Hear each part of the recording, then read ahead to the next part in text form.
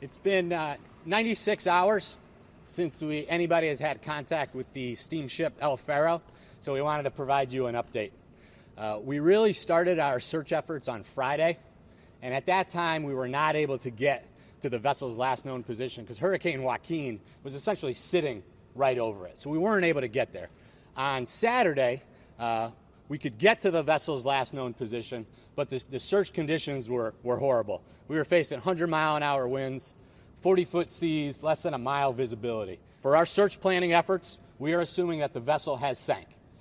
We believe it sank in the last known position that we recorded on Thursday. So what that means, though, we just change our search planning efforts. We are still looking for survivors or any signs of life, any signs of that vessel. We are still doing that. So the search for survivors continues.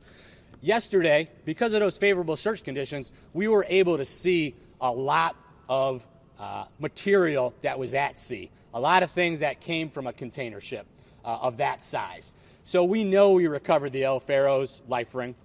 We also recovered a lifeboat that had the markings of El Faro on it. It was heavily damaged, but it was recovered, no signs of life there. As we went through the day yesterday, we had multiple reports of immersion suits, survival suits that were floating in the water, life rafts, and lifeboats. We had to check each one. We did that methodically because we wanted to make sure there were no signs of life. They were hoping to find a survivor, so we needed to check every one.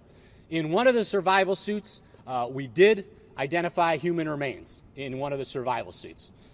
We lowered a rescue swimmer to confirm that the person was deceased, and it was basically unidentifiable. We needed to move from there quickly because there were other reports of survival suits as well as lifeboats and life rafts, and we checked those methodically through the day. No other signs of life at this time.